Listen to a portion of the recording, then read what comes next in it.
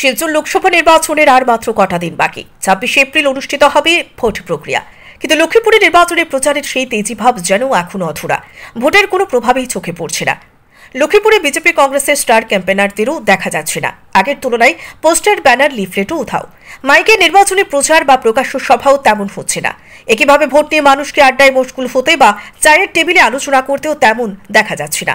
এর বিপরীতে এবার দেখা যাচ্ছে প্রার্থীর হয়ে ঘরে ঘরে গিয়ে বিজেপি এবং কংগ্রেস কর্মীদের আম জনতার কাছে গ্যারান্টির কথা তুলে ধরতে। বিজেপি কর্মীরা টুপি, মাফলার পরিয়ে গ্যারান্টির কথা বলছেন, তো কংগ্রেস ৫টি গ্যারান্টির নাম করে ভোট চাইছে। এদিকে নির্বাচনকে সুষ্ঠুভাবে সম্পন্ন করতে তৎপর মহকুমা পুলিশও দিনরাত চলছে পুলিশের পেট্রোলিং। এখানে উল্লেখ করা যেতে পারে, ডিলিমিটেশনের পর লক্ষ্মীপুর বিধানসভা কেন্দ্রে বুথ কেন্দ্রের সংখ্যা বেড়ে হয়েছে ১৯৫টি। ভোটার সংখ্যা ১,৭০,৭১২ জন। এর মধ্যে পুরুষ ৮৫,২১৫ এবং মহিলা ৮৫,৪৯৭ জন। Bureau report, Barakpari news network.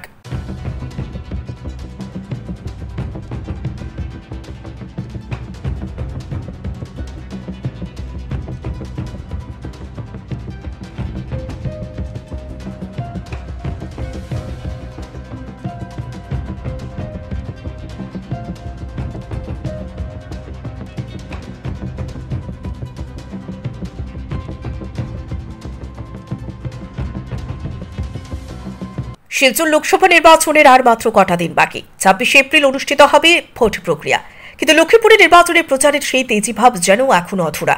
ভোটের কোনো প্রভাবই চোখে পড়ছে না। লক্ষ্মীপুরে বিজেপি কংগ্রেসের স্টার ক্যাম্পেনারদেরও দেখা যাচ্ছে না। আগের তুলনায় পোস্টার, ব্যানার, লিফলেটও উধাও। মাইকে নির্বাচনী প্রচার বা প্রকাশ্য সভাও তেমন হচ্ছে না। একইভাবে ভোট নিয়ে মানুষকে আড্ডায় মশগুল হতে বা চায়ের টেবিলে আলোচনা করতেও তেমন দেখা যাচ্ছে না। এর বিপরীতে এবার দেখা যাচ্ছে প্রার্থীর হয়ে ঘরে ঘরে গিয়ে বিজেপি এবং কংগ্রেস কর্মীদের আম জনতার কাছে গ্যারান্টির কথা তুলে ধরতে। বিজেপি কর্মীরা টুপি, মাফলার পরিয়ে গ্যারান্টির কথা বলছেন, তো কংগ্রেস ৫টি গ্যারান্টির নাম করে ভোট চাইছে। এদিকে নির্বাচনকে সুষ্ঠুভাবে সম্পন্ন করতে তৎপর মহকুমা পুলিশও দিনরাত চলছে পুলিশের পেট্রোলিং। এখানে উল্লেখ করা যেতে পারে, ডিলিমিটেশনের পর লক্ষ্মীপুর বিধানসভা কেন্দ্রে বুথ কেন্দ্রের সংখ্যা বেড়ে হয়েছে ১৯৫টি। ভোটার সংখ্যা ১,৭০,৭১২ জন। এর মধ্যে পুরুষ ৮৫,২১৫ এবং মহিলা ৮৫,৪৯৭ জন। Bureau report, Barakpari news network.